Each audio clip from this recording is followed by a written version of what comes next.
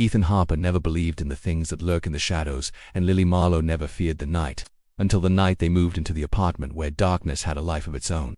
By the time the whispers started calling their names, it was already too late to escape. I always thought my apartment was safe. The building was old, yes, but it had character: creaky floors, peeling paint, and the faint smell of damp wood that always lingered no matter how often I cleaned. I had lived here for over a year, and I knew every corner, every squeak of the floorboards, every flicker of the lights at night. But that night, as soon as I stepped through the door, everything felt wrong. The air was heavy, thick, almost sticky, and it smelled faintly metallic. I dropped my bag by the door, trying to ignore the tight knot forming in my stomach.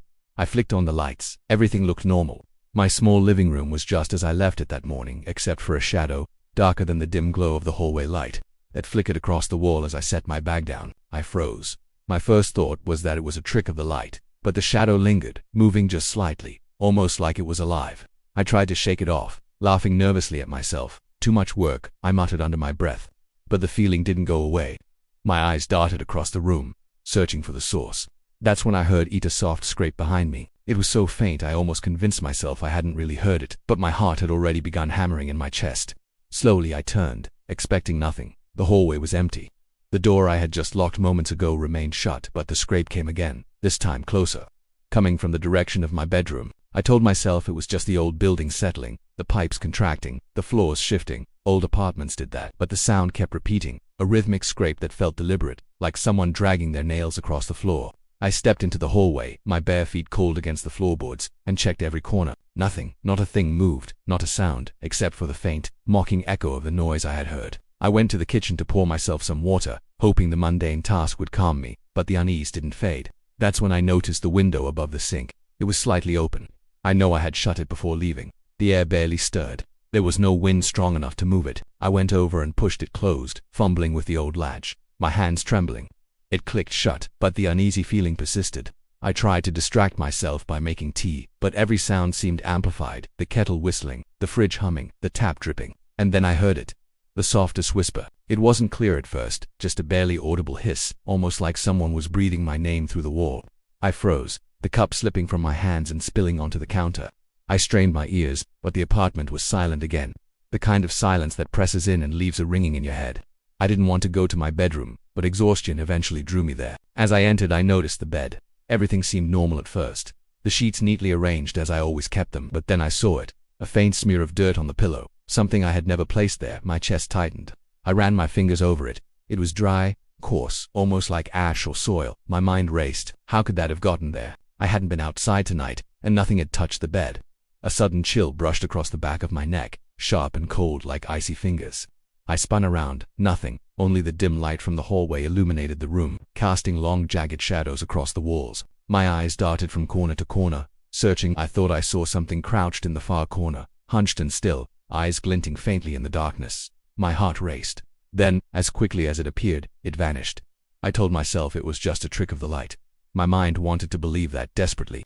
By midnight I couldn't sleep. I lay in bed, my hands gripping the sheets, listening. The creaks of the building that had always been comforting now sounded ominous, like footsteps circling me. The shadows on the walls seemed to stretch and twist when I blinked, and then a tapping began on the window, a soft, rhythmic tapping. I froze, unable to move. I didn't want to look, but I had to. My hand trembled as I reached for the curtain. When I finally looked, the street outside was empty. No wind, no animals, no cars, nothing. Then I heard it clearly for the first time. My name, whispered from the dark, slow, deliberate, like someone standing right behind me. My stomach turned to ice. I spun around. Empty room. My reflection stared back at me from the dark window pane, but something was wrong. It didn't blink, and then I realized the reflection was smiling. The next morning, I tried to convince myself that what happened was just a nightmare. The sunlight streaming through the curtains should have made everything feel safe, but it didn't. The apartment felt heavier, almost as if it had absorbed the darkness from the night before. I walked through the rooms, checking each corner, expecting to find nothing, but the unease lingered, clawing at my chest. The dirt on my pillow remained, stubbornly smudged in a way that made no sense. I had cleaned everything before going to bed. Nothing should have been there. I left for work hoping that daylight and normal routine would shake off the fear. But even on the crowded streets, I couldn't escape the sensation of being watched. Faces blurred into something unrecognizable as I passed. Shadows seemed to move in corners where no light should reach. Every time I glanced over my shoulder, I thought I saw something, just for a moment, standing too still, too dark, too wrong. By the time I returned home, The apartment felt colder than it should have been. The door, which I was sure I had locked, was slightly ajar. My pulse quickened. I knew no one had entered. Nothing was stolen. Nothing was out of place except it felt as though the space itself had shifted. The furniture had moved slightly, chairs not perfectly aligned, a small table nudged closer to the wall. I stared at it for a long time, wondering if I had imagined it, but the nagging certainty wouldn't leave. I tried to distract myself with the television, flipping channels aimlessly, but the screen flickered and went to static. I froze, watching as the white noise filled the room. Then, through the static, I saw someone standing behind me. Just for an instant, I spun around. Empty room. My heart raced uncontrollably. I tried to rationalize it, maybe a reflection, maybe my tired eyes, maybe just imagination. But deep down, I knew it was something else, something real. I didn't sleep that night. Every creak of the floor, every groan of the walls, every whisper of the wind felt magnified, like the apartment was alive and breathing around me. My phone buzzed with notifications, even though it was on silent. Messages from numbers I didn't recognize, pictures of me asleep. My blood ran cold. I didn't check them. I didn't want proof of what was happening. Then I noticed scratches. Thin, shallow lines on the wall near the bed. Jagged, deliberate. I stepped closer. They formed letters I couldn't understand at first. I leaned in, heart pounding, and the word became horrifyingly clear. Alone, my stomach dropped. My chest tightened. I wanted to tear down the walls, throw the furniture across the room, scream until someone heard me, but the sound wouldn't come. I tried to leave the apartment, to run into the night and never return. My hands fumbled for the keys on the counter. They weren't there. My bag, my coat, my shoes all gone. The door wouldn't budge. I pulled, I pushed, I slammed my shoulder against it, but it was as if the door had melted into the wall. My panic escalated into terror. I realized that I was trapped, completely, utterly trapped. Then I saw it. At the far end of the hallway, or where the hallway should have been, stood a shadow, taller than any human I had ever seen. Its head tilted unnaturally, like it was listening. I froze, paralyzed, knowing I had no way to escape. Its presence filled the space, pressing in on me, pushing me into the corner of the room where I had nowhere to hide. It took a single, deliberate step forward. My breath caught. My knees felt weak. I couldn't move. The temperature dropped sharply, frost forming faintly along the edges of the furniture. My skin crawled as the darkness seemed to thicken around me.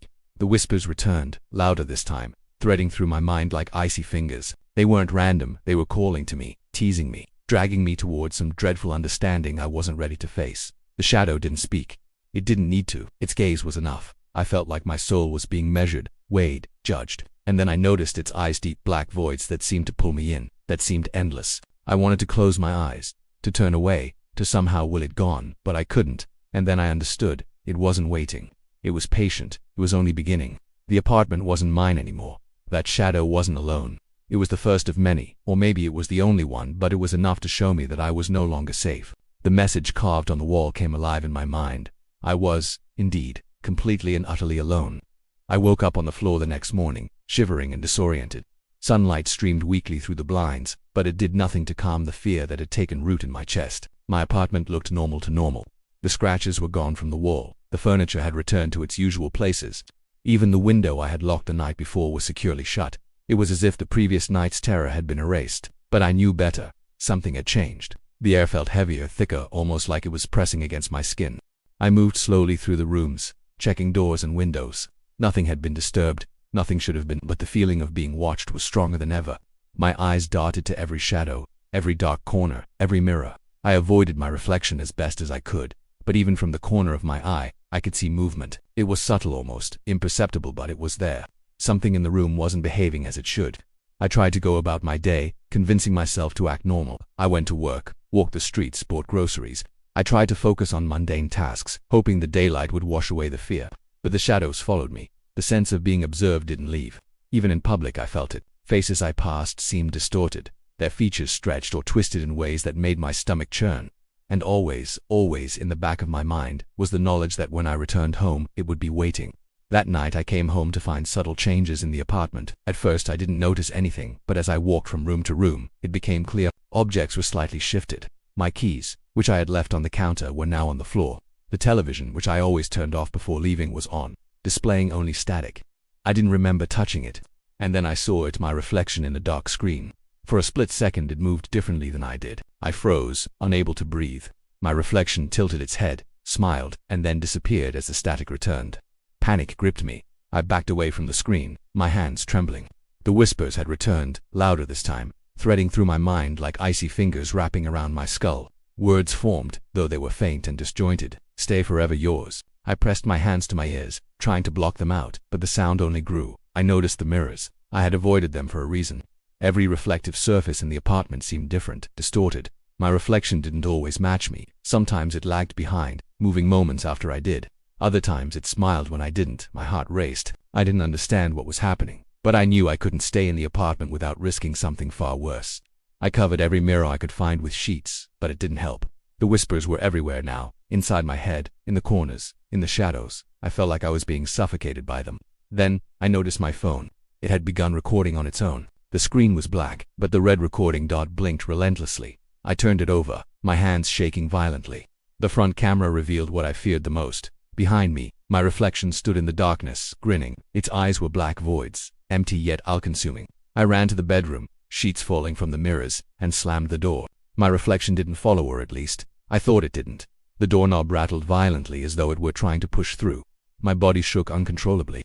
I pressed myself against the far corner of the room, my breathing ragged, and then I heard it whisper clearly directly into my mind, "You are mine." I couldn't move.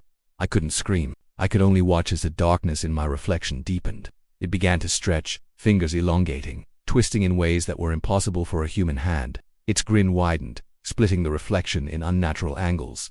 The air in the room grew icy, each breath burning my lungs. The walls seemed to pulsate, closing in on me. I realized in that moment that whatever this was, it wasn't just a reflection, it wasn't just a shadow. It was a presence, a living thing that had been waiting, watching, learning me. It knew every fear, every weakness, every secret I tried to hide, even from myself. And then I understood the horrifying truth. It wasn't trying to scare me, it was trying to replace me. I backed away, trying to find some escape, but there was none. My apartment, once a safe haven, had become a trap. The whispers grew louder, the shadows thicker, and my reflection continued to grin, stretching impossibly across every surface that should have been ordinary. My chest tightened with the realization that my life as I knew it was over. I wasn't just trapped, I was being claimed. I didn't sleep that night, I didn't even try. Every sound in the apartment felt amplified, the groan of the floorboards, the hum of the refrigerator, even my own heartbeat thundering in my ears. Every shadow seemed to twitch, to stretch, to lean toward me. I huddled in the corner of my bedroom, clutching a lamp like a weapon, though I knew it wouldn't help. The air felt alive, heavy and suffocating, pressing down on me from every angle. Then the lights went out. Complete darkness, the kind that feels thicker than nothingness, like it has weight and substance. My breathing caught. I thought I was alone in the pitch black, but I wasn't. I could feel it. My reflection, or whatever it had become, was there, hovering in the air, circling me. Its movements were slow, deliberate, unnatural. It didn't speak, it didn't need to. I could feel its attention, like icy fingers wrapping around my spine. I remembered the window, the one I always kept shut. The latch clicked open, slow and deliberate, letting in a gust of cold air that smelled faintly of metal and rot. The reflection's eyes followed the window, then turned back to me. It grinned, and the corners of its mouth seemed to stretch impossibly wider, exposing black, jagged voids where teeth should have been. The apartment had changed. The walls stretched and contracted like breathing creatures. Shadows moved independently of their objects, creeping along the floors and ceilings, twisting into shapes I didn't recognize. I felt my sanity fraying, each breath trembling with fear. The whispers returned, louder and clearer than ever, threading into my mind. "You belong here, forever, mine." I tried to move, tried to run, but my legs wouldn't respond. It was as if the air itself had thickened around me, turning my muscles to lead. My reflection circled closer, reaching out with hands that twisted and bent like broken branches. Every step it took made the air colder, sharper, cutting into my skin like invisible knives. Then I saw them, eyes, dozens, no hundreds of them, forming in the darkness around me, floating, blinking, observing. They were everywhere, in the walls, in the ceiling, in the floor. They followed me, their gaze heavy, accusatory. The whispers became screams in my mind, overlapping, never-ending. I clutched my head, wishing for silence, wishing for anything, but it wouldn't stop. The reflection leaned closer, and for the first time, I noticed something horrifying. Its face wasn't just my own. It was changing, melting into fragments of other faces, faces of strangers, perhaps people who had come before me.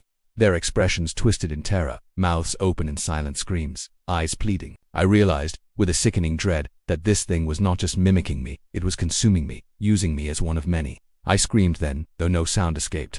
The darkness pressed tighter, the walls pulsing around me. My limbs flailed uselessly. My reflection's grin widened impossibly, stretching across the surfaces of the room. It began to whisper again, this time directly in my ear, a voice that was mine but not mine. "You are mine, you always were."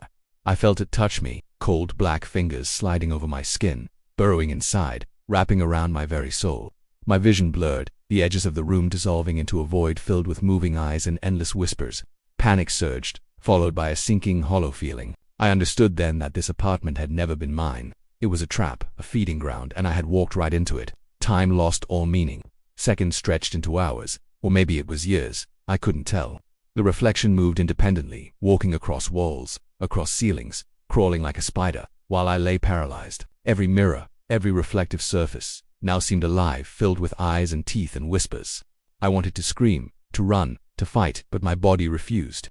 And then I noticed something new. From the corner of my eye, a doorway appeared where none had been before. Light spilled faintly from it, but it wasn't warm. It was cold, sterile, alien. My reflection stopped and stared at it, tilting its head in that unnatural way.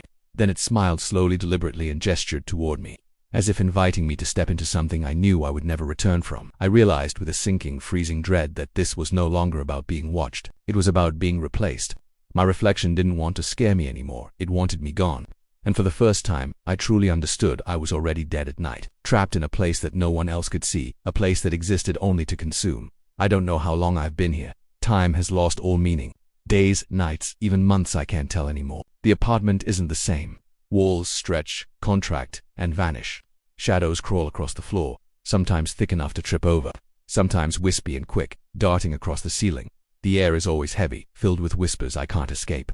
They seep into my mind, threading around my thoughts, pulling me towards something I don't want to see. I'm never alone. My reflection is always there, and now it doesn't even need a mirror. It moves across the room as if the air itself obeys it. I've stopped trying to leave. Doors vanish when I reach for them. Windows stretch into endless darkness. Even the simplest objects in my apartment, my lamp, my chair, my bed, shift and contort into shapes that shouldn't exist. I've learned to stay still, to survive, to breathe quietly. It doesn't help. The whispers never stop. They speak in voices that aren't mine, voices that have been trapped here before me, and in the darkness, I can see them, the shapes of people, or what used to be people, twisted into shadows, crawling along the walls, eyes hollow, watching. My reflection no longer mirrors me. It has taken on a life of its own. Sometimes it smiles, sometimes it stretches impossibly across the room, crawling up the walls, crawling across the ceiling like some terrible spider. Other times it disappears entirely, and I feel its gaze behind me, on my neck, in my chest, in my mind. I cannot escape it. It has learned me. It knows my fears, my weaknesses, my every thought, and it waits, patient, methodical, silent. Last night, it did something new. It leaned closer than ever before, pressing its face against what was left of a mirror. Though the glass had long since warped and cracked, I realized, with a sinking dread, that it wasn't just mimicking me anymore. It was becoming me, or rather, it was learning to replace me. Every movement I made, it copied. Every thought I thought, it anticipated. I reached out, my fingers trembling, and I swear it reached back. But the touch wasn't mine. It was hollow, empty, black, cold. I remember thinking, maybe I can fight, maybe I can escape. I screamed, though no sound came. My limbs shook, my body refused to obey. My reflection tilted its head, grinning, its black eyes glimmering with some terrible amusement. And then I understood the truth. This place doesn't just trap you, it consumes you, slowly, patiently, until there's nothing left but a copy, a hollow thing that looks like you, moves like you, waits for the living to see it and believe it is real. I've stopped trying to resist. I lie in the corner of my bedroom now, watching as it moves across the walls, across the ceilings, across surfaces that shouldn't exist. Sometimes I see faces in it, fragments of people who were here before me. They scream silently, reaching out, trapped forever. I realize with sickening certainty that this is my future, or rather, it is my present. My body is here, but my soul has been claimed, parceled out to the shadows, woven into the darkness that lives in this apartment. And then I see it, the reflection looking at something beyond me, beyond this apartment. I realize with horror that it is looking at the living world. It smiles, slowly, deliberately, and I understand it will leave. It will go out, wearing my face. Anyone who sees it will believe it is me, and wherever it goes, the trap will follow. People will see me or what looks like me, and I will see them, helpless, screaming silently, forever trapped in the dark corners of the apartment I once called home. I am nothing. I am dead at night. My reflection has taken everything from me, my body, my presence, my identity. All that remains is awareness, a ghost tethered to the apartment, watching as my copy moves freely beyond the walls. I cannot escape. Sometimes I think I see shadows moving in the mirrors again, not just in the apartment but in the streets, in windows, in the reflections of strangers. The whispers are louder than ever. Mine, always mine. I am trapped, but it is free. I cannot move, I cannot scream. I can only watch and wait, and one day, someone will see my face. They will smile, thinking it is me. They will step closer, and I will see them. I will see them forever.